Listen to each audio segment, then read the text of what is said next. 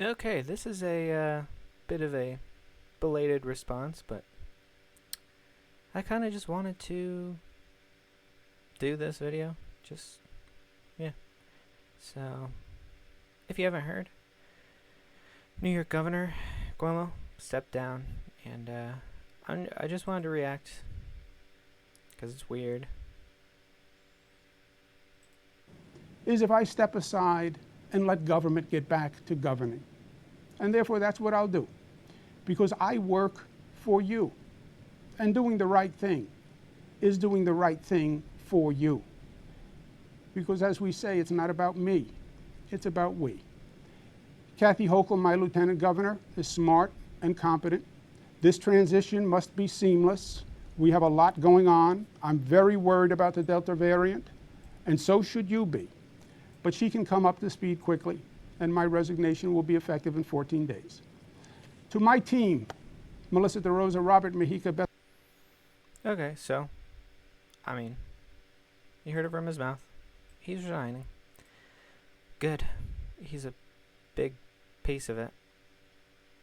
But I wanted to look at his kind of excuses. This was before his official resignation. And I'm going to speed it up a little bit just for time. And here we go. Over the past several months, you have heard a number of complaints brought against me. I called for an independent review, and I said at the beginning I would let the process unfold. I didn't want anyone to say that I interfered. I said I would hold my tongue, and I have, making only limited comments. It has been a hard and a painful period for me and my family. He did interfere with some of the complaints, though, against him. He, in the report, I guess we'll go over that later. In the report, he apparently moved around or fired or kind of suppressed people who were making reports against him.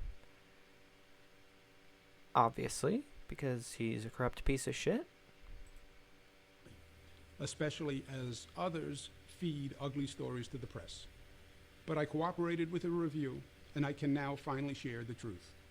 My attorney, who is a non-political former federal prosecutor, has done a response to each allegation, and the facts are much different than what has been portrayed. It's interesting, though, that he will not make an official response to all the allegations. He's actually just going to make responses to some of the more easily responded to allegations. That document is available on my website. If you are interested, please take the time to read the facts and decide for yourself. The independent report is a lot more trustworthy than your defense. Although, of course, everyone's entitled to their defense, but this isn't a criminal trial at all. So, and the woman in charge of the report against him might have aspirations for governor, so there's that perhaps potential conflict of interest. But if reporters were good at all, we could get rid of that conflict of interest by simply asking her if she has a conflict of interest, asking her if she plans on running for governor, and if she says no, there's no conflict of interest, that basically makes her a liar as soon as she starts running. And if she says yes, then we have more information. So, I mean, that should be addressed. But the evidence is pretty good. First, I want you to know directly from me Also, he admits half of it, so yeah, we'll get into it. that I never touched anyone inappropriately or made inappropriate sexual advances. I never touched. First, I want you to know directly from me that I never touched anyone inappropriately or made inappropriate sexual advances. He says he never touched anyone inappropriately or made inappropriate sexual advances, but then he'll basically admit that he did later on. I am 63 years old. That means he can't be a pervert. I've lived my entire adult life in public view. That is just not who I am. He really hasn't. We'll see from the reports that he does weird stuff in private. And that's not who I have ever been. There is one complaint that has been made that bothered me most. That was a complaint made by a young woman, Charlotte Bennett, who worked in my office. And it's important to me that you fully There were multiple complaints understand the situation. by this particular woman. Charlotte worked in my office last year as an assistant. She was smart, talented, and eager to learn. She identified herself to me as a survivor of sexual assault. In the report, it says he basically drawed it out of her. She said that she came to work in my administration because of all the progress we had made in fighting sexual assault. She talked about the personal trauma that she endured and how she was handling it. I could see how it had affected her. I could see her pain. Yeah, you were real interested in her for some reason. People now ask me, why was I even talking to this young woman if I knew she was dealing with such issues? Why did I even engage with her? That is the obvious and fair question, and one I have thought a lot about. The truth is that her story resonated deeply with me. I had heard the same story before, with the same ugliness, the same injustice, the same damage. Not only had I heard the story before, I had lived with the story before. My own family member is a survivor of sexual assault in high school. I have watched That means I'm not creepy at all. her live and suffer with the trauma. I would do anything to make it go away for her, but it never really goes away. I spent countless days and nights working through these issues with her and therapists and counselors. I'm governor of the state of New York, but I felt powerless to help and felt that I had failed her. I couldn't take the pain away. I still can't. And this young woman brought it all back. She's about the same age. I thought I had learned a lot about the issue from my family's experience. I thought I could help her work through a difficult time. I did ask her questions. It's not your job to help people through sexual assault, okay? Just because you work in the same area as someone. You're not her therapist. You're not her family member. You're not a close person to her. You're her boss. I wouldn't talk about this stuff in my work. This is not the appropriate place for that. It doesn't matter how good your intentions are. It's not inappropriate. I don't normally ask people. I did ask her how she was doing and how she was feeling. And every small, tiny little detail about it. You seemed real interested for some reason. And I did ask questions to try to see if she had positive, supportive dating relationships. I know too well. Okay, so he says, I wanted to know if she had positive dating relationships.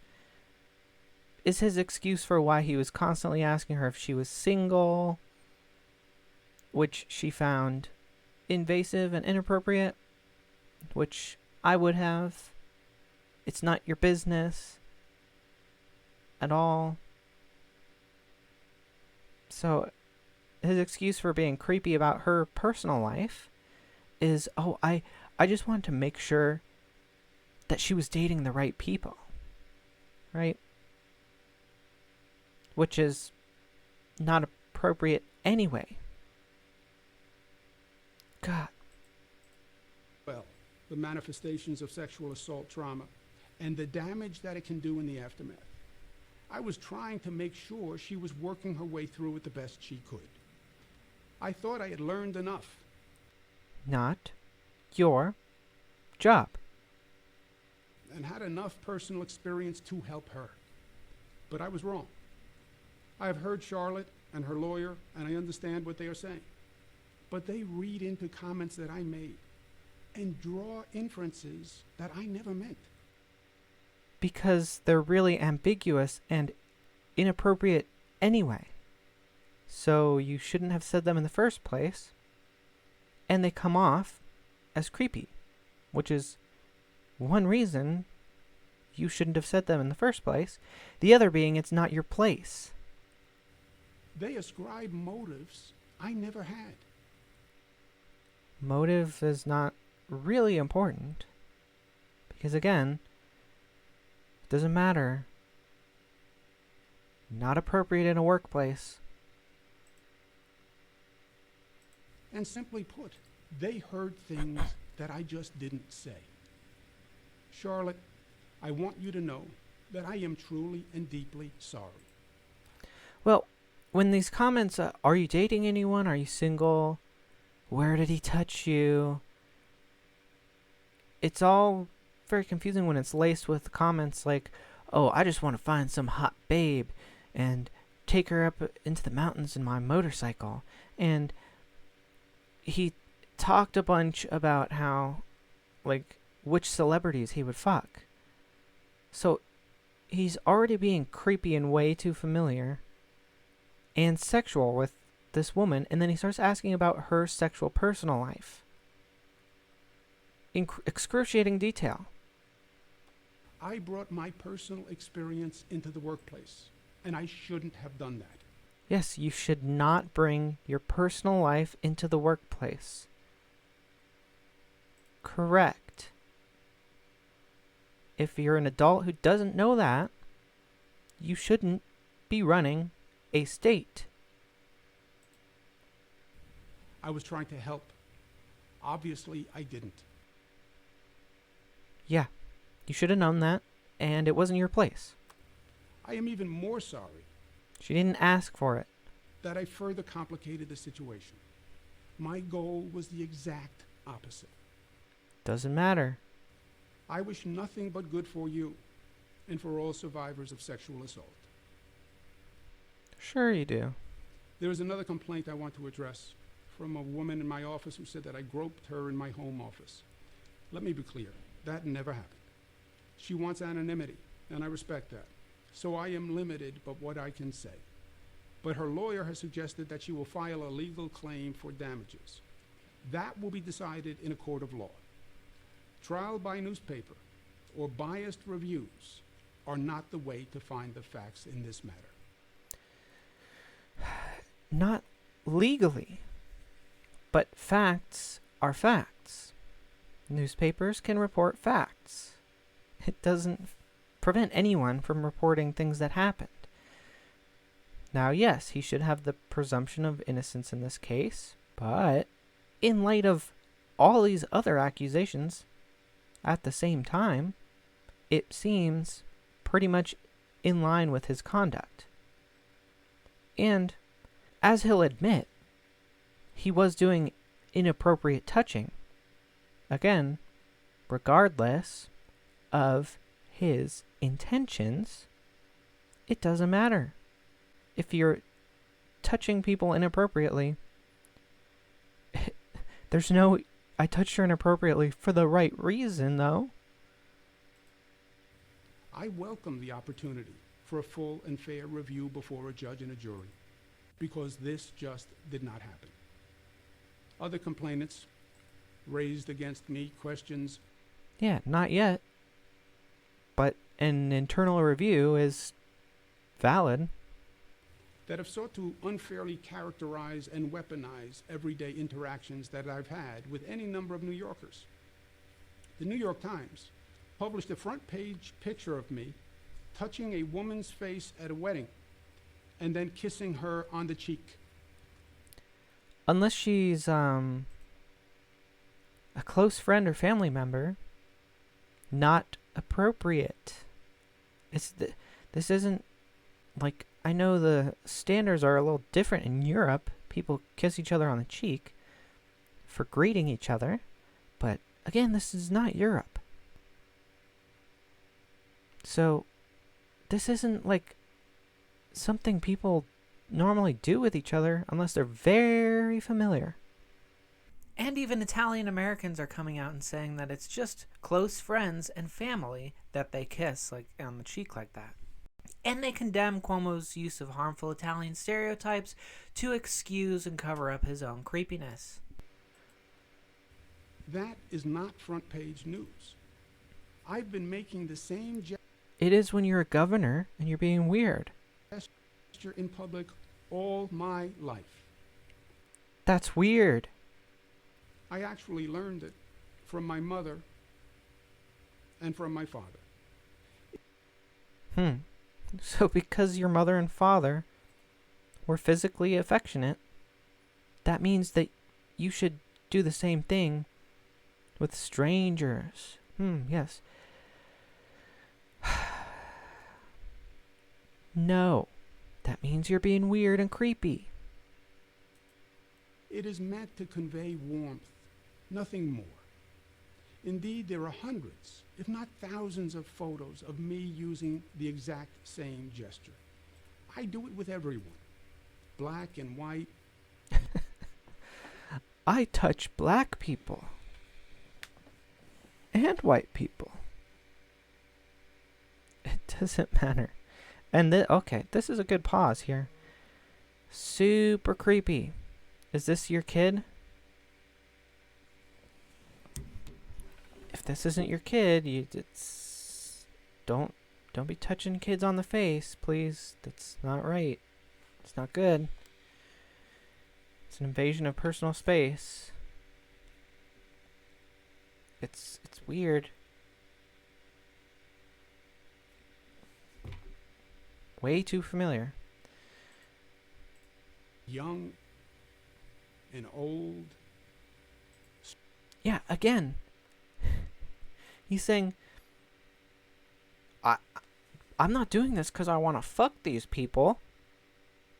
Look, this is just a gesture of warmth.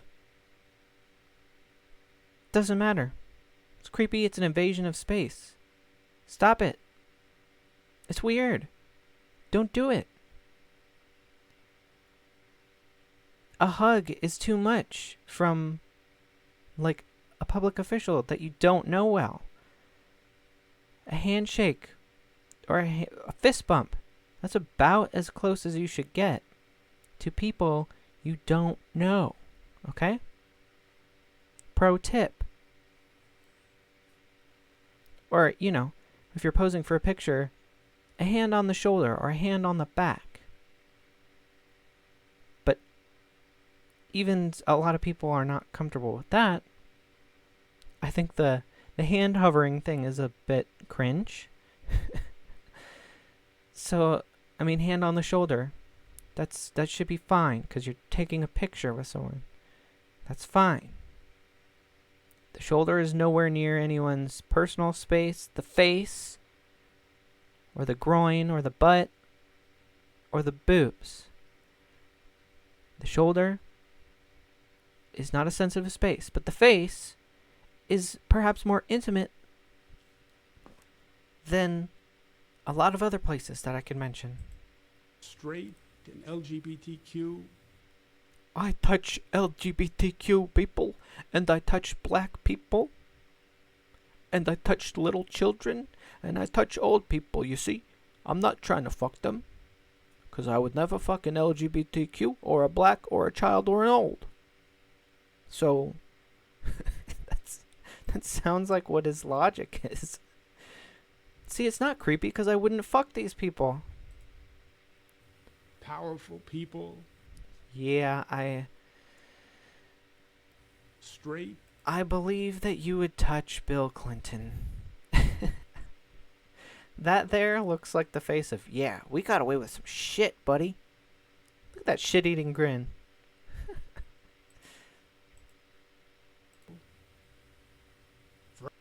Okay.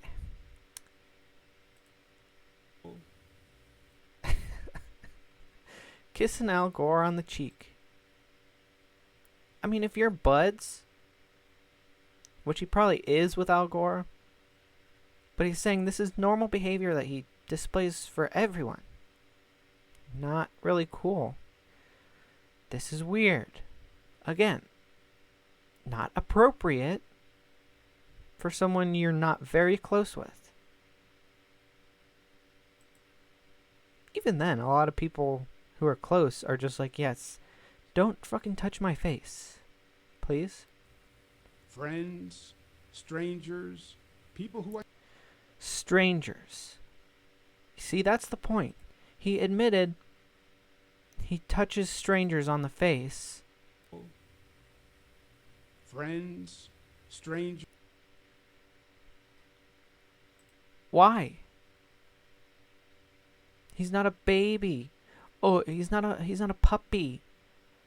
Oh, come here, you little old person. Oh, yeah. Come here. Let me touch your face. What is that? What? Come on, dude.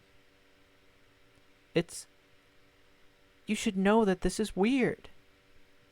And if you don't, you're not really qualified to be in a position of power because you're unaware of, like, the people you're representing. Like, the most basic social stuff. People who I meet on the street. After the event, the woman told people who I meet, friends, strangers. Don't do it to people who I strangers. meet on the street. Don't do it to people you meet on the street. Oh my god. If someone walked up to me and touched my face,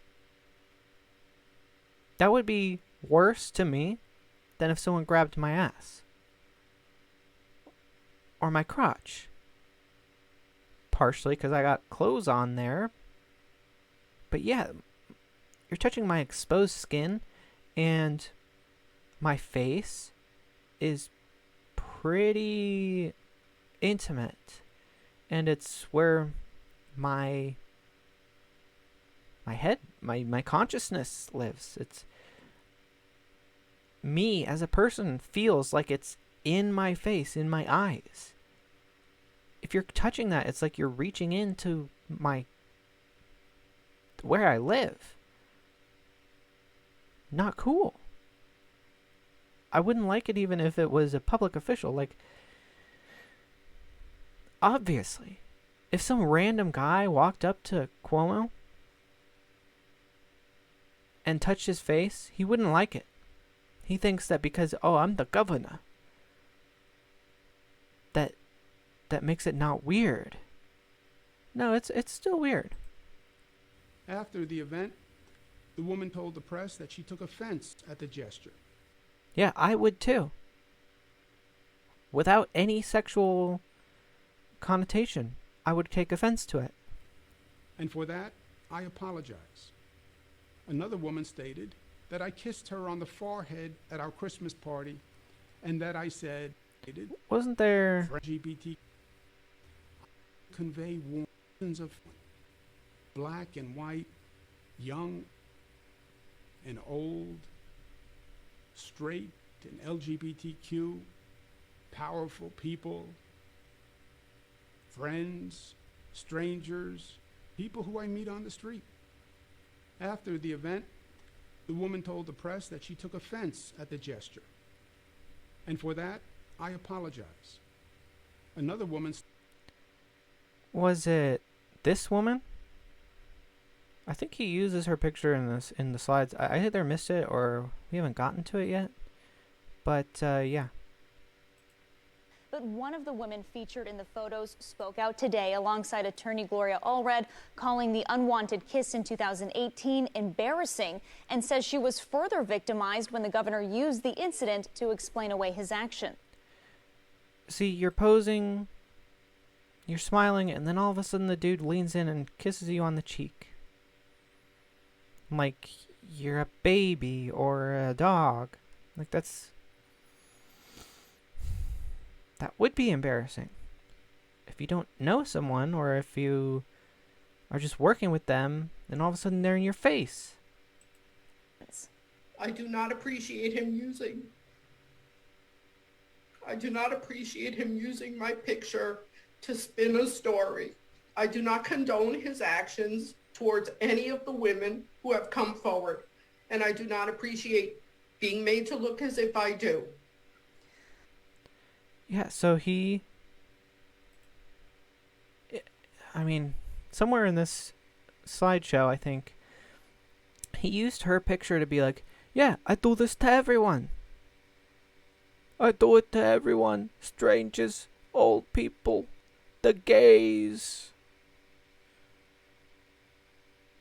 Even fat, ugly women. I'm not a pervert. See, she's smiling. They all like it.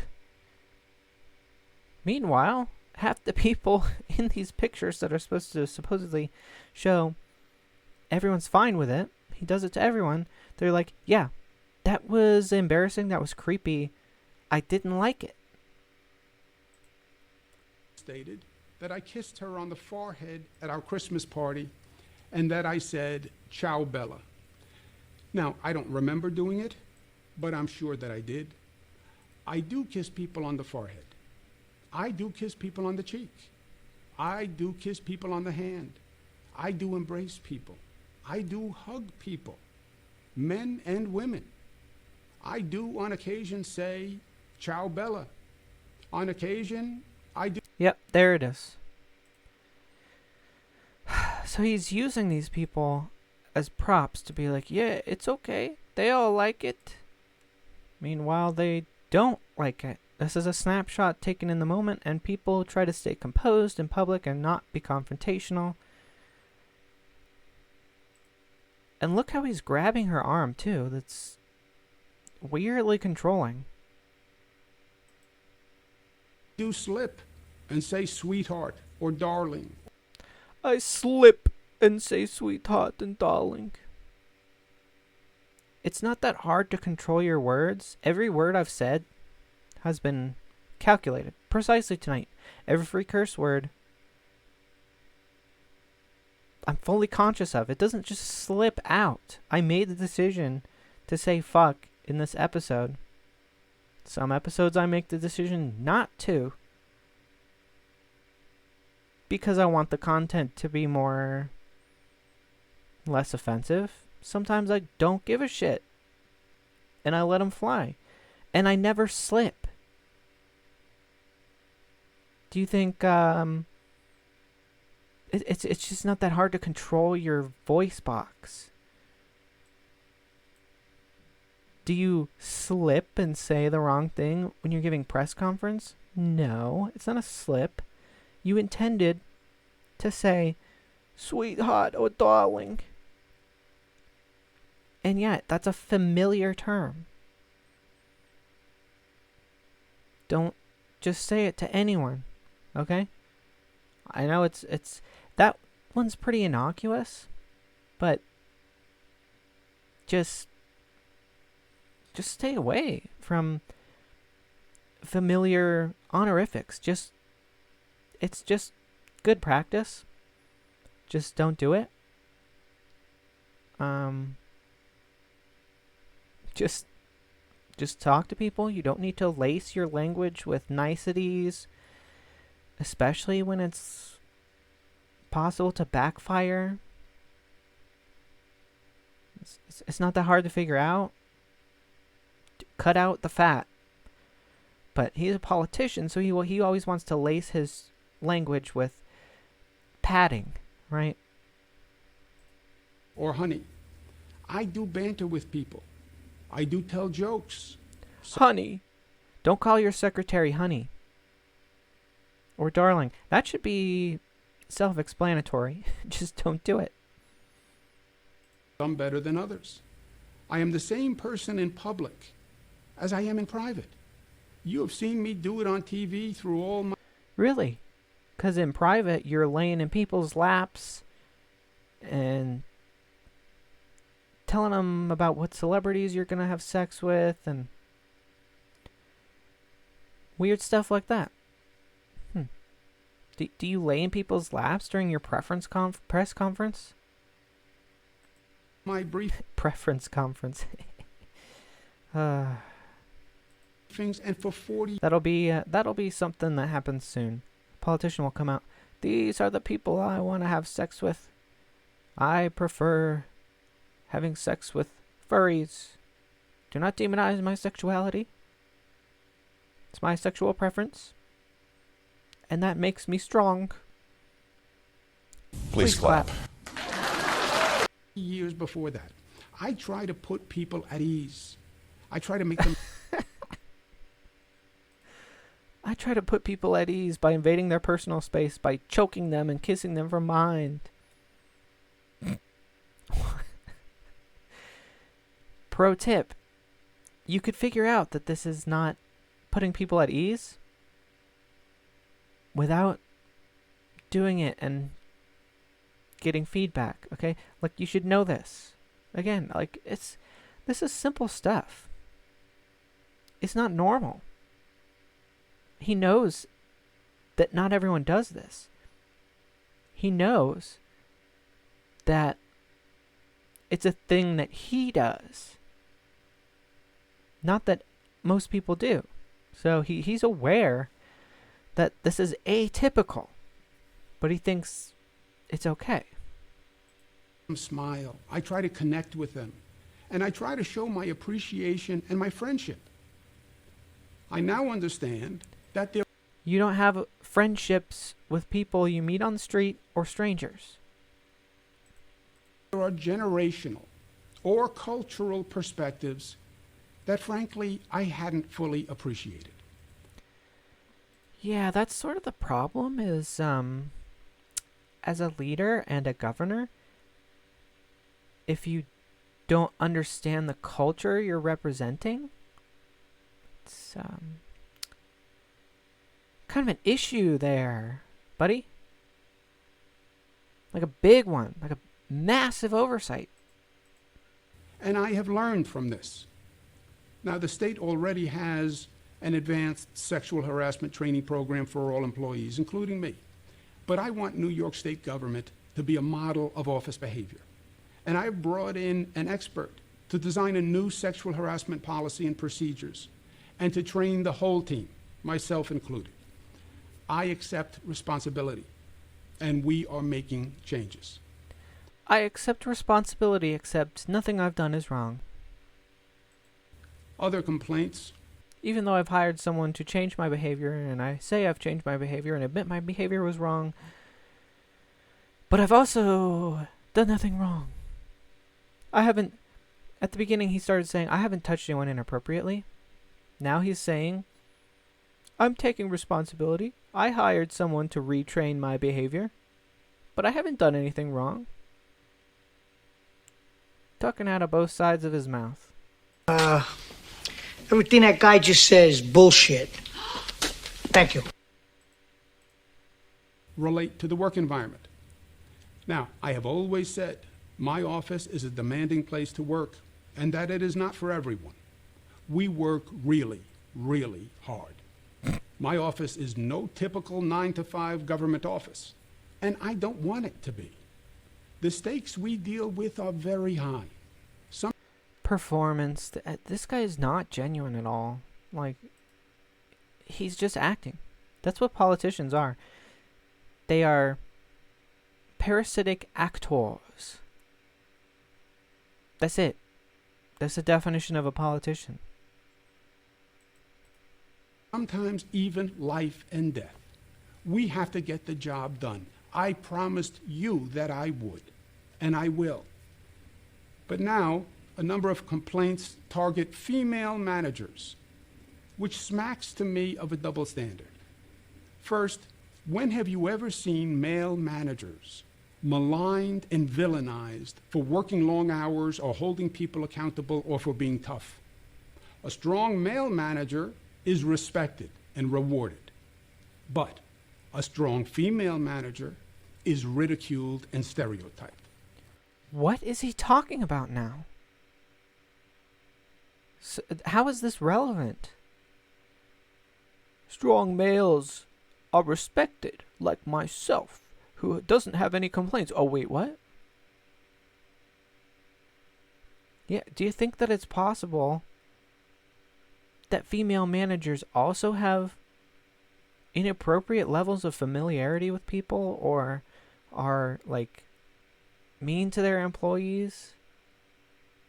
I guess complaining about a female is just sexist. Because males never get complaints. What? This is just such garbled nonsense. I don't... What the fuck? It is a double standard. It is sexist, and it must be challenged. What does this have to do with the fact that you touch people inappropriately? Because women managers also get reports, but not of inappropriate touching or something?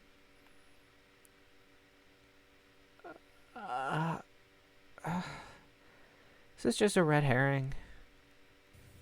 Also, remember where we are. Today, we are living in a superheated, if not toxic, political environment. Why is it toxic? Why is this environment toxic? Is it perhaps because if anyone has any deviation of opinion from the official narrative, that they're demonized as a conspiracy theorist or radical or a white supremacist? Is that possibly why our political discourse might be a little bit toxic?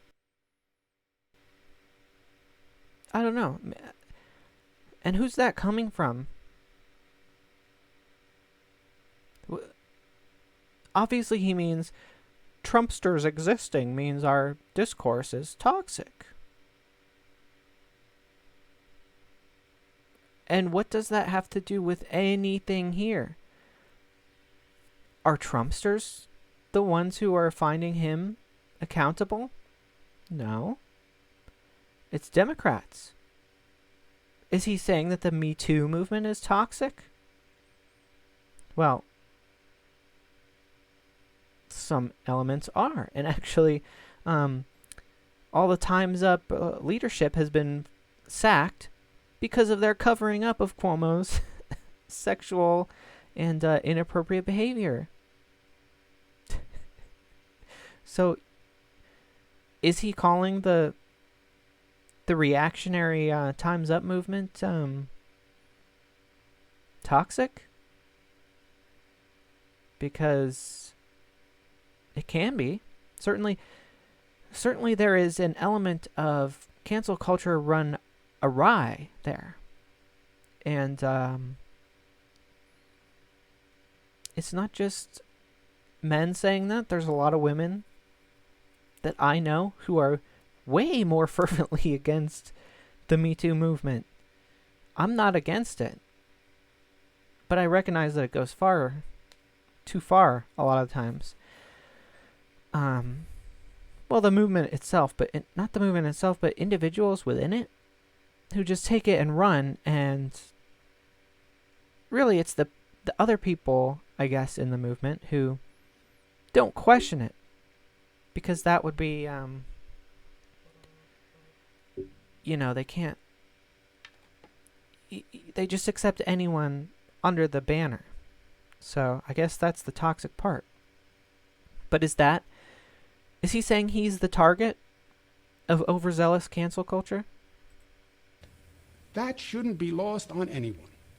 Politics and bias are interwoven throughout every aspect of this situation. Boo, you whore. So this is a political hit, apparently. Apparently he's being targeted politically, and they're biased against him. For some, they're not politically biased. Clearly, because it's the Democrats taking him out. The Republicans are overjoyed at this guy's fall from grace, obviously. Because he's a Democrat, and they're biased, obviously. But the people who are holding Cuomo accountable, all the Democrats, President Biden said he should step down. So, what is the bias here? Is the bias towards believing women? Is that what he's talking about? Because they didn't. They collected evidence. They didn't just believe women. Okay? And if it's political, if he's being taken out because this prosecutor wants to be the next governor, okay, that's kind of a big problem. So your response, so there's a conspiracy within your government that you preside over to take you out, even though you're innocent. And you just quit and let these people take over? What? How is that better for the people? By basically helping the corrupt install themselves. Sorry. Install themselves. How are you helping the people by letting the corrupt install themselves and by offering no resistance? I mean, at this point, he hadn't stepped down, but he does a couple days later. But he's saying this is a political hit. So, if he's innocent, then we have this conspiracy in the government that he knows about to install corrupt liars and to get rid of the innocent people. And his response is to just step down and let them do it.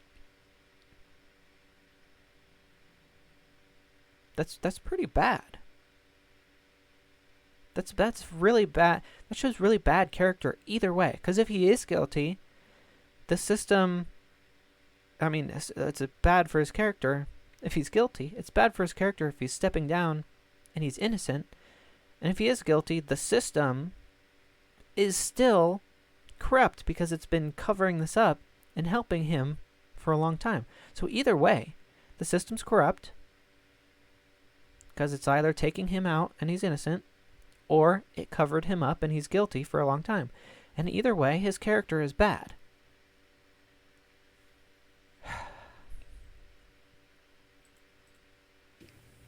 One would be naive to think otherwise. And New Yorkers are not naive. More portrayal. You guys are smart. You know this is a political hit. Come on. Oh, by the way, I'm just going to step down.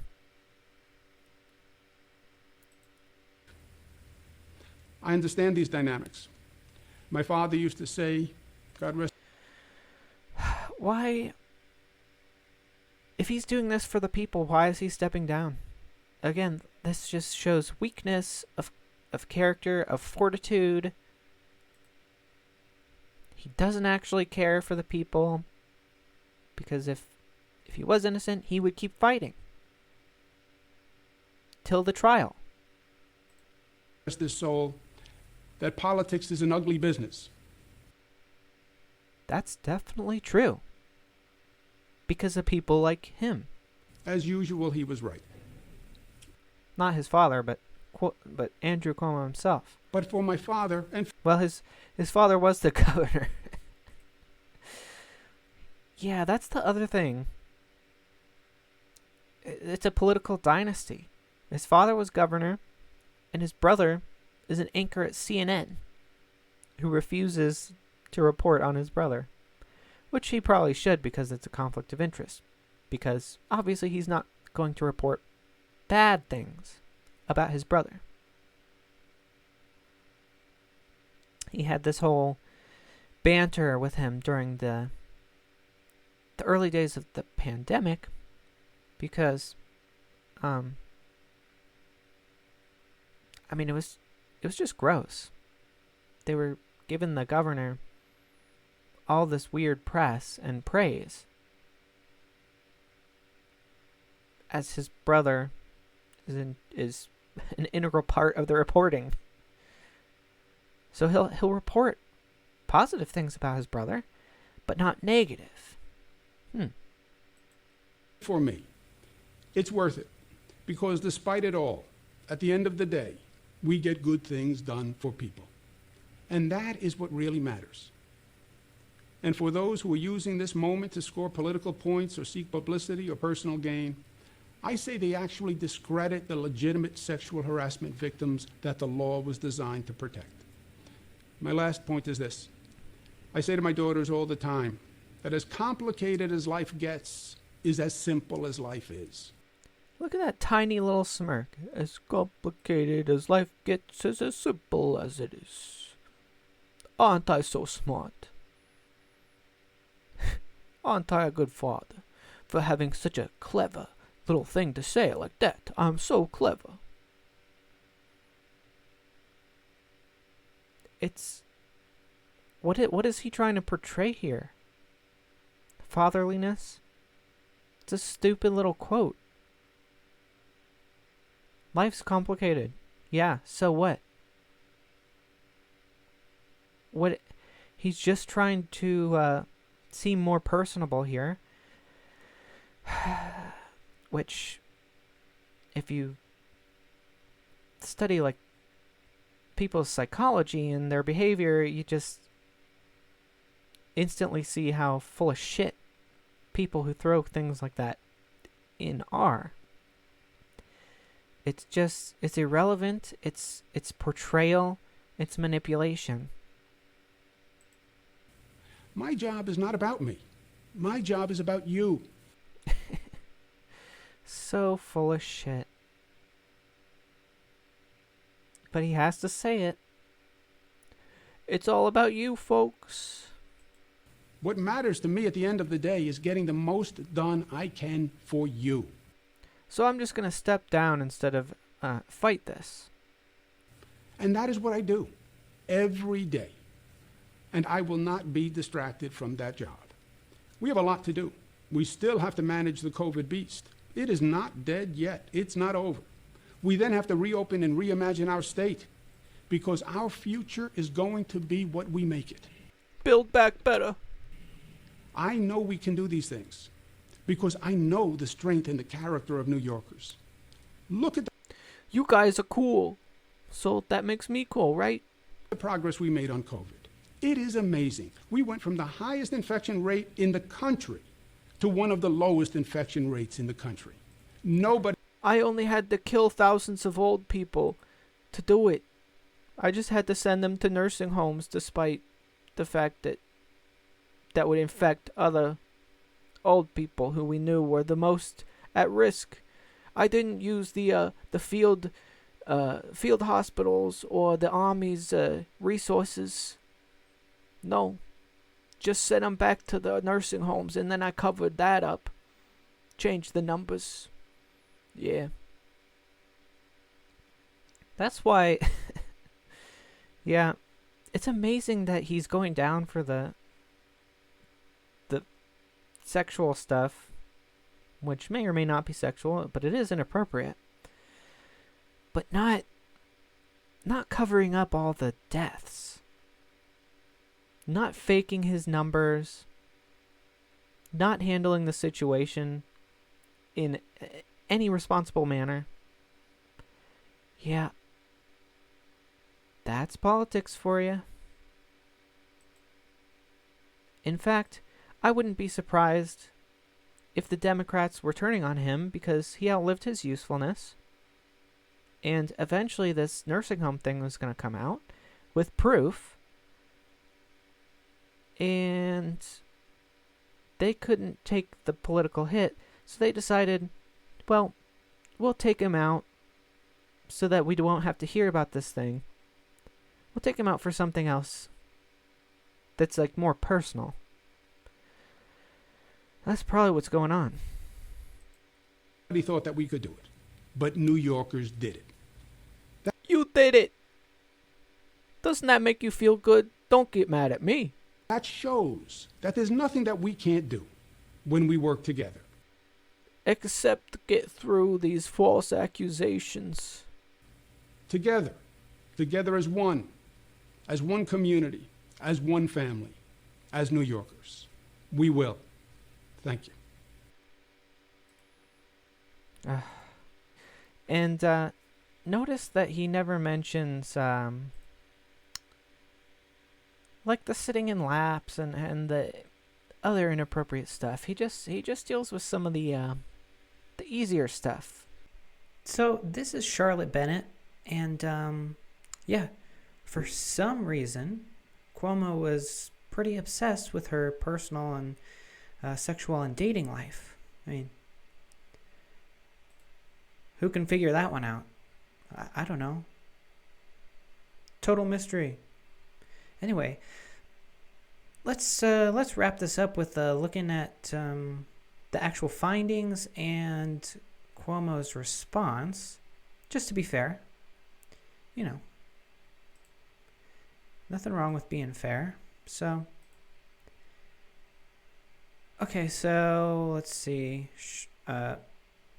Charlotte Bennett was, we discussed, we looked at pretty much what was going on. She was his assistant. You shouldn't call your secretary or your assistant honey or darling, or, you know, you really should not be looking into your employees' personal lives much at all, unless it's relevant, like, oh, are you, if you're doing work on like sexual assault survivors and stuff, and your employee was a sexual assault survivor, but they need to volunteer that information. And she claims, well, in this document, she does claim that he was prying a lot into the small details of her sexual assault. And then one other thing that was important was while the executive chamber moved Miss Bennett to a different position where she would not need to interact with the governor in response to Miss Bennett's allegations, so she grew concerned. She didn't want to be around him anymore. She made the allegations. And the executive chamber just moved her to a different position. But the executive chamber did not report the allegations at the time to the governor's Office of Employee Relations, which they were supposed to be the agency tasked with conducting harassment allegations. There was no formal investigation. Instead, the executive chamber's senior staff sought to implement a practice whereby staff members, who were women, were not to be left alone with the governor. So they knew that he was being creepy. They knew people were uncomfortable with it, and they covered it up. All they did was say, okay, well, I guess the women can't be alone with him anymore because he's touching them too much. I mean, you don't implement a policy like this unless you're acknowledging that there's a problem here. So Ms. Bennett does testify that the governor was the one who prompted questions about the details of her assault, and even went so far as to say, well, some people have it worse, or some people have it much worse. Well, boo, you whore. Cuomo contends that the details were provided without his prompting, which I find not credible, based on the fact that she ended up feeling uncomfortable around him and asked to be moved so she would no longer have to interact with him. And she had documentation of most of this. Let's see here. Yeah, she would talk with people about his behavior. And it was, a lot of these things were reported in conversations in text. So at the time that they were happening, way before the allegations were made, so that her voice is much more credible in this, because I guess she would have had to make up these conversations prior and start texting and telling people about it the entire time, knowing that she was going to come forward and accuse against him. And she ended up wanting to actually be moved away from him. So her entire side seems way more credible, and she has documentation. The government just has denials, which, I mean, you don't have to prove your innocence, but she has actual documentation contemporaneously. And one of the conversations that was reported in text was that he was talking about celebrities he wanted to have sex with. And I mean, obviously that's what he was implying for a romantic tryst into the mountains. The other things she found inappropriate were telling her about potential girlfriends for him. He'd be willing to date someone who was as young as 22, and she was 25 at the time, asking whether she would be with older men. He also said that during the pandemic, he was lonely and wanted to be touched. His excuse was that, supposedly, he said he was just talking about the concept of loneliness in COVID-19, but not his own personal feelings. So, yeah, bullshit. This is way too personal and sexual a thing to share with a coworker, let alone one you've been saying other sexual things to. That include her, his specific interest in her age group, her dating life, to a very attractive young woman who is very aware that she is attractive to men. And she's going to put these things together and wonder if her boss wants to smash, and probably worry about her job security if she doesn't get on her knees. He would say things like he didn't want platonic hugs, like those he could get from his daughters, but real hugs, that kind of touching, for like from a girlfriend. And he said he wanted a girlfriend and was talking about Charlotte's age and how he would date them. Was she supposed to assume that he wasn't talking about her?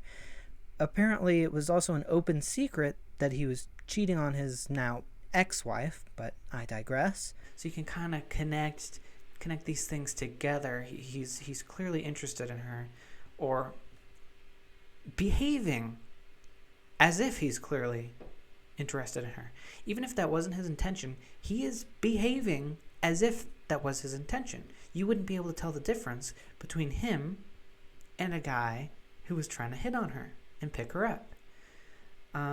He asked whether she was monogamous. He also asked other times about who she was dating. He said himself he was trying to make sure they were good men for her. As if that's any of his business. Telling Mrs. Bennett where to get a tattoo and that it be on her butt. Asking whether she had any piercings other than her ears, aka in her belly or her nipples or other parts. She took these comments to be him propositioning sex. And any reasonable person would also think the same. Yeah. So she reported this. It was covered up. I mean, I'm just focusing on Charlotte Bennett because this is someone who he gave a lot of information about. So, yeah. And they knew this was a problem. They said women were not allowed to be left alone with the governor. Okay. He says he tried to be sensitive and tread carefully with her, and yet he would say very insensitive things to her specifically to make her upset, at least at her attacker. Like when he repeatedly told her she was raped, trying to get her hyped up for a speech, and he wanted her to include things like that in her speech, which she declined and said she was upset about. And again, he also kept making her sing Danny Boy in order to test her ability to deal with stress. So no, he was not trying to tread carefully. This was a post hoc. My intent was to be nice to her. Cuomo also conveniently only remembers instances which he can spin and blame on others. And of course, every single accuser, he claims, were the initiators of the behaviors that he actually admits to. But they're behaviors that his parents taught him to do, and they're normal and according to him. So, again, he's talking out of both sides of his mouth. He didn't do them. He would never do these things. But they're okay because his parents taught him to do it. The excuses he uses are conflicting and contradictory. He simultaneously downplays these accusations like they're not a big deal, but categorically denies that they happen because he knows they're weird. Things like making Charlotte sing Danny Boy as a way to test her for anxiety and memory. Of course, Miss Bennett had recorded him doing so. And he talked about who he wanted to have sex with, all in inappropriate work conversations, backed up by contemporaneous documentation. Other people reported. This is the point. So he wrapped his hands around both sides of her hands during the interaction, which she felt was weird and creepy. Surprised Ms. Boylan because in her mind it showed how little concern he had for acting inappropriately in front of cameras. So, yeah. As little as just lingering too long on a handshake or making a handshake too intimate or too touchy. And the fact that he felt comfortable doing this because there would be no consequences for him. Yeah, I would feel weird if someone shook my hand in that way. This is basic social stuff, but people with power who don't have consequences will push the lines and maybe convince themselves that it's normal over time because they never get backlash. And that's part of the problem. But you should know that this is inappropriate. Over time, Miss Boylan noticed the governor seemed to be making comments about her regularly, including commenting on her appearance and attractiveness, and would casually touch her on the lower back, waist, and legs. Okay, so the touching is clearly inappropriate, no matter his intentions. And it's generally, you shouldn't be commenting on people's appearances at work. Just don't do it. Not even to compliment them. Just do not do it. Period. Maybe if they look completely disheveled, be like, is there something going on? But yeah, don't even say like, oh, you changed your hair, or oh, why do you have your hair like that, or your hair looks good today. This only makes people think like negative things, like they're what's the term for like the opposite of a humble brag? Like, if you say those things to people, they're just going to be like, did my hair look like shit yesterday? Or did my previous hairstyle look terrible? Like, it has the opposite intended effect. It makes people question their decisions and brings attention to it.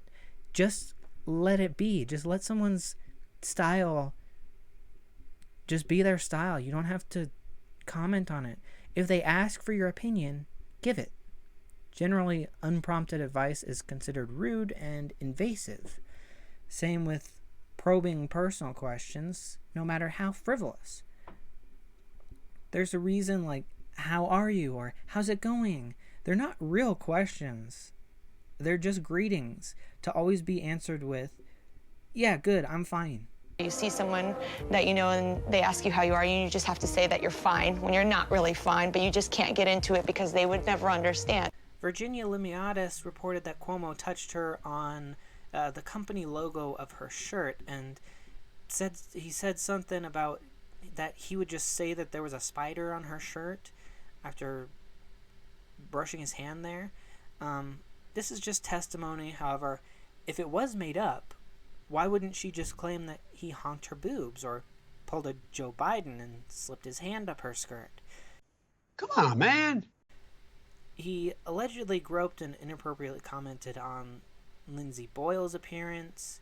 He touched her legs, waist, and back, kissed her on the face and lips, asked her to play strip poker, said he had a crush on her, and when she reported it, had a retaliatory document sent around to discredit and disparage her. Miss Boylan's testimony was corroborated by witnesses. It's interesting how Cuomo complains that these comments about him are being made and disseminated and concluded upon outside of court.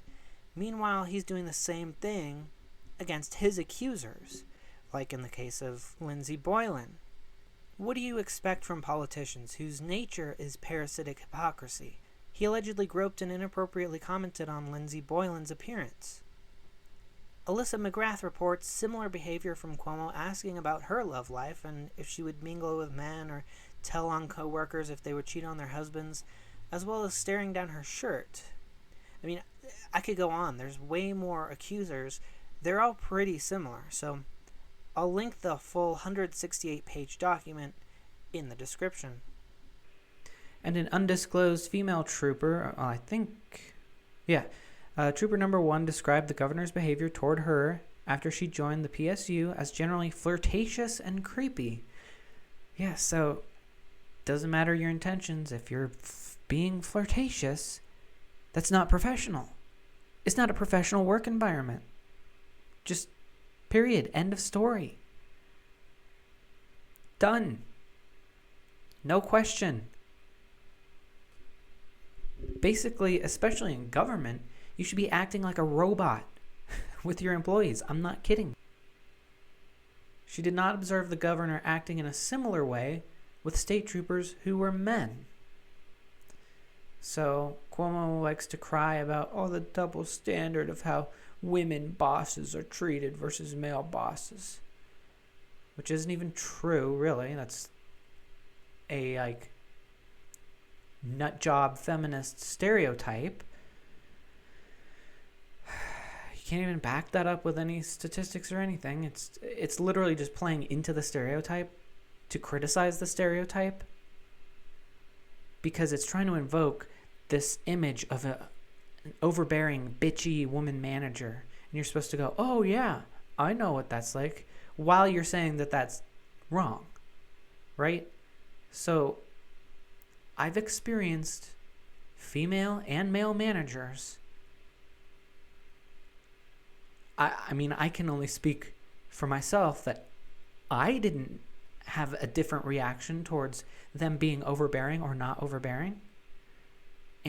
But I didn't observe anyone else complaining about that. They complained about male managers. Like, I had a male boss who would get upset a lot, and people would talk about how he's being bitchy.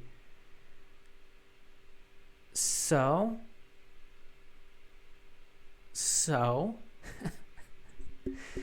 I guess that means he was a female, because that only happens to females, right? No. Anyway. He was also observed kissing staff members on the forehead, some of the senior staff on the lips. What is going on here? Holding them tightly around the waist for pictures. See, waist, maybe for someone you know personally who is your friend, waist. But no, not coworkers. Don't do that. Maybe shoulder. Allowing senior staff members to sit on his lap at official functions. Very unprofessional. And lying down with his head on the lap of staff members who are women. And it did in fact create a hostile work environment for many women on the staff.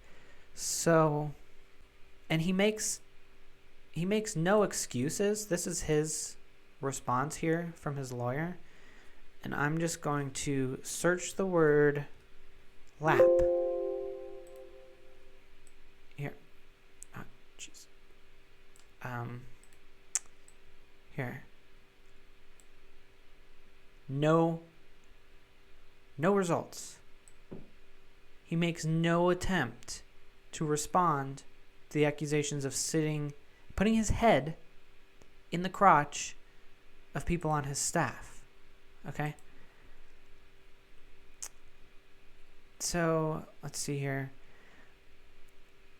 So his response basically, I didn't do this. I never intended for it to hurt anyone's feelings. And he rounds it off with saying,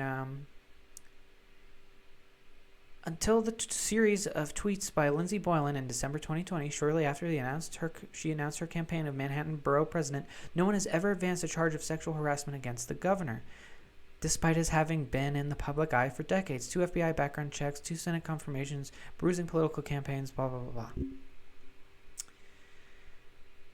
Yeah, because his department did not report the reports being made, at least by Charlotte Bennett. They covered it up. He also says, The government has made it clear, including his sworn testimony, that he never made any inappropriate sexual advances nor inappropriately touched anyone in a sexual manner. Okay, well, he does admit that he inappropriately touched people and inappropriately talked to them. And he makes claims about the executive chamber's working environment and governor's efforts to connect with employees and constituents.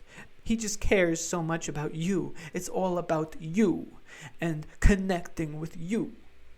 Okay, this is just canned PR responses like, we care about our employees.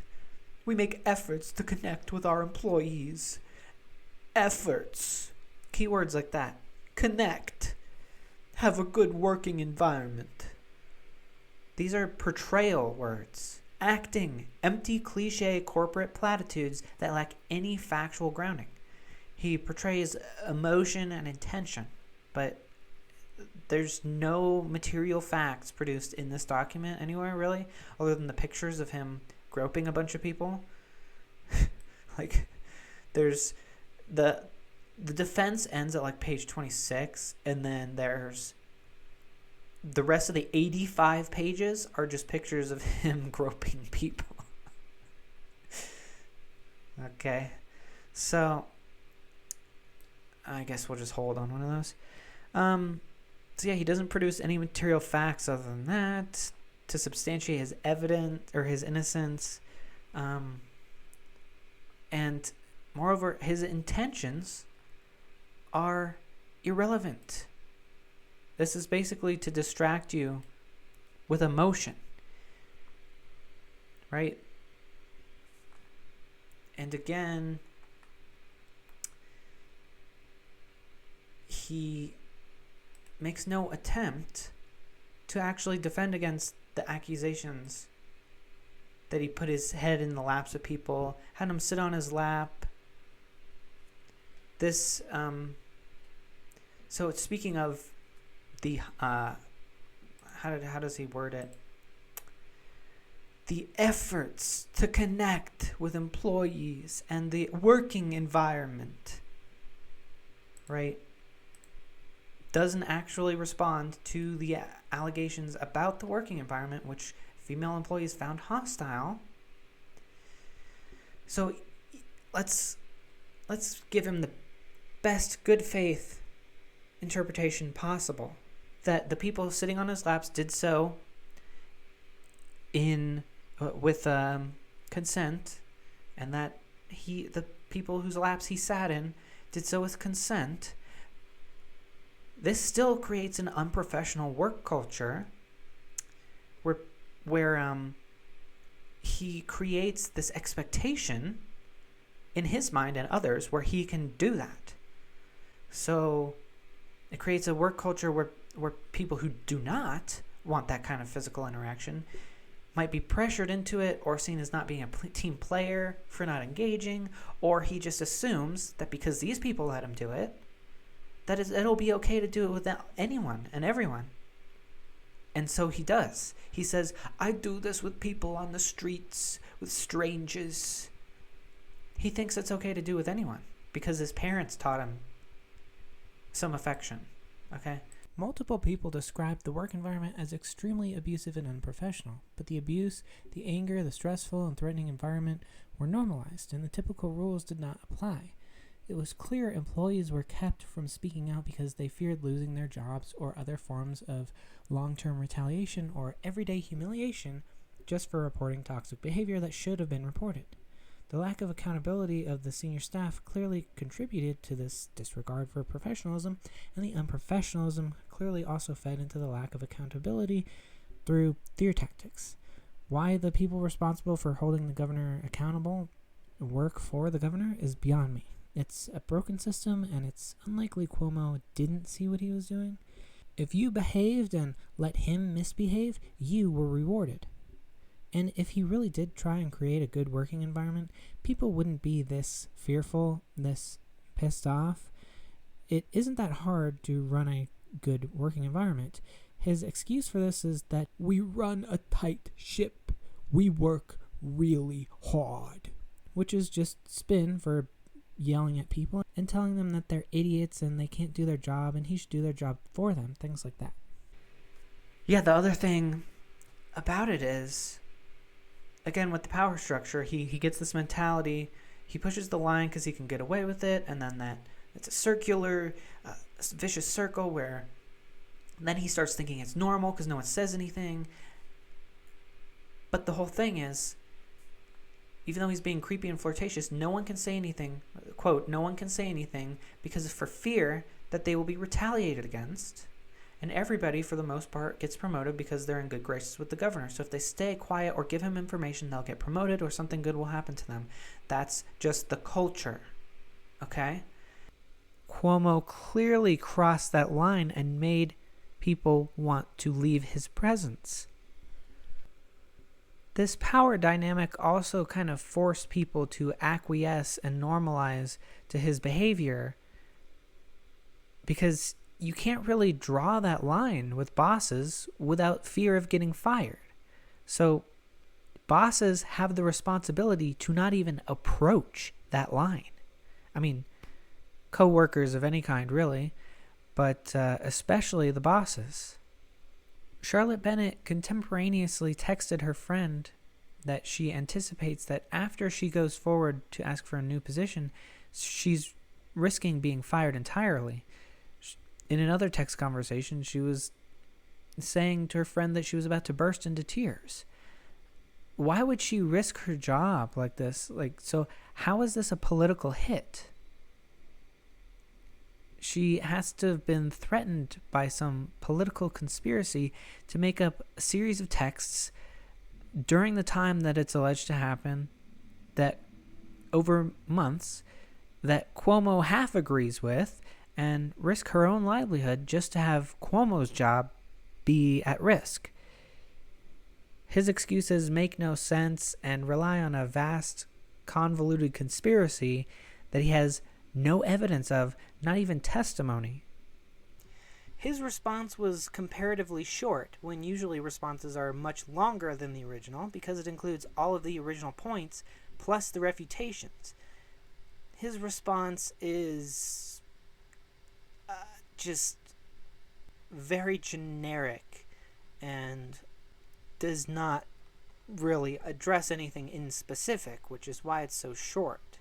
He also has no material evidence, just declarations of intent, plus more than half of the document is just pictures of him doing the same thing with people, many of whom were upset that he used their pictures because they felt uncomfortable during those situations.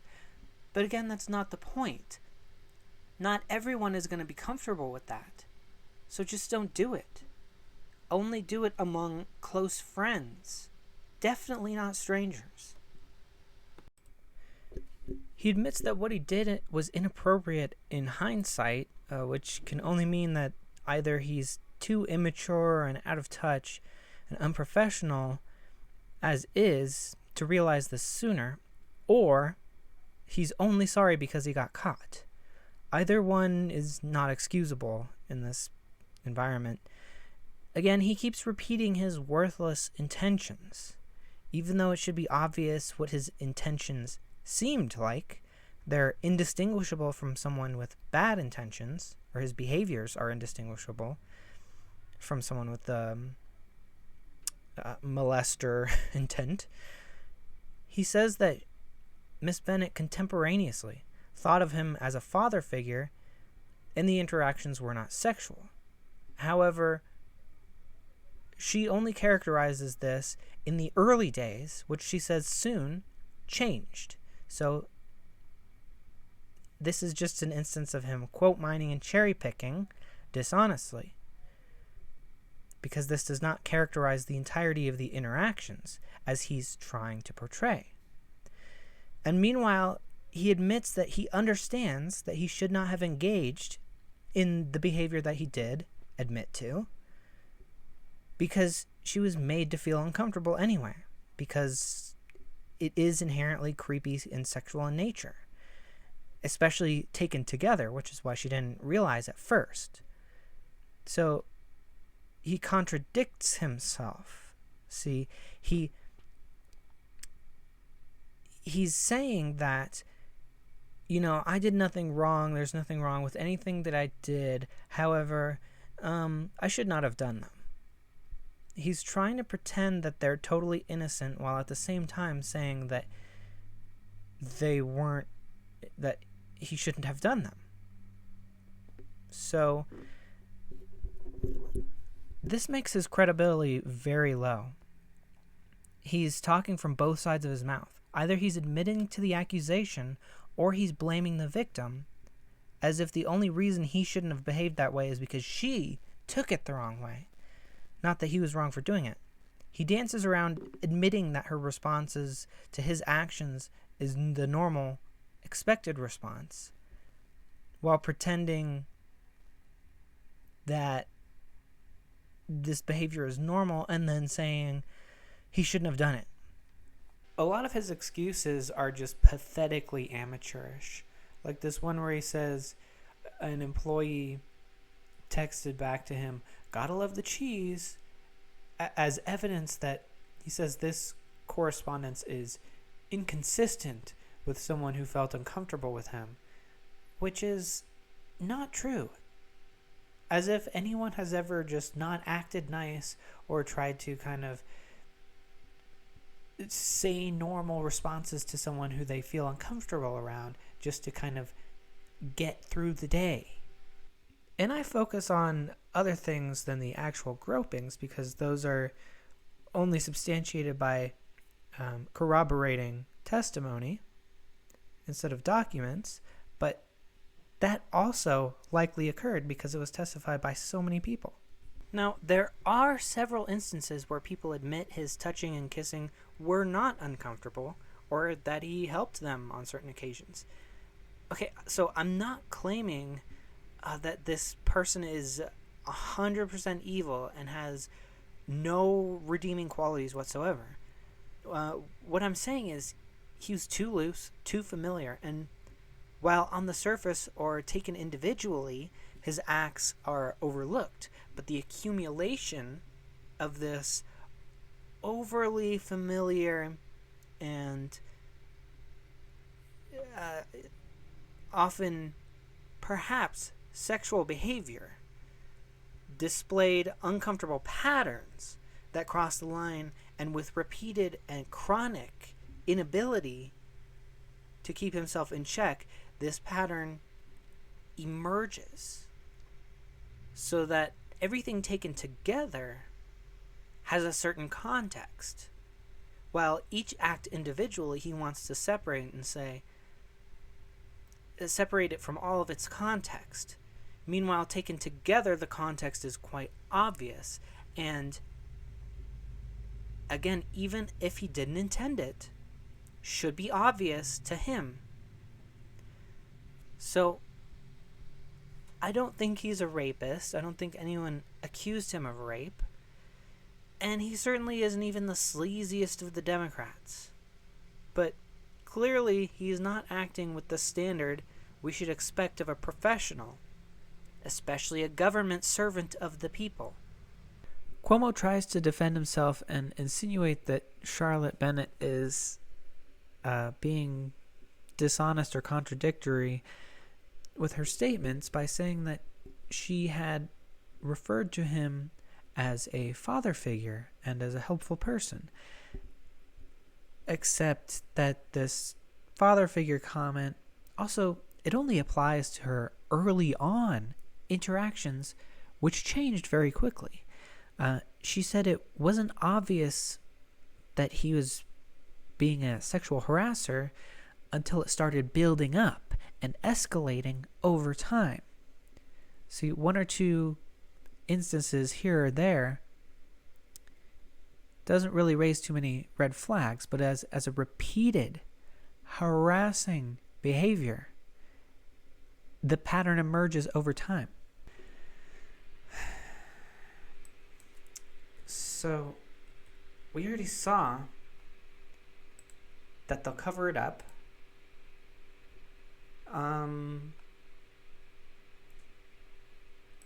Other employees felt that they would be retaliated against.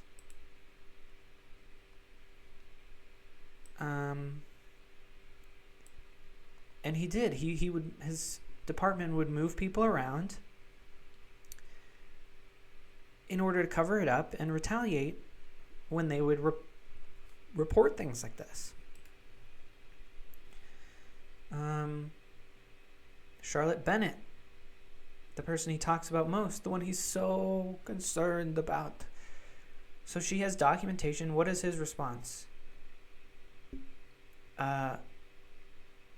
She claims it was motivated by a romantic interest in her. To the contrary, the governor asked some questions about her personal relationships entirely out of concern for Miss Bennett's well-being at a particular point in time, after the governor received information that concerned him. Like what?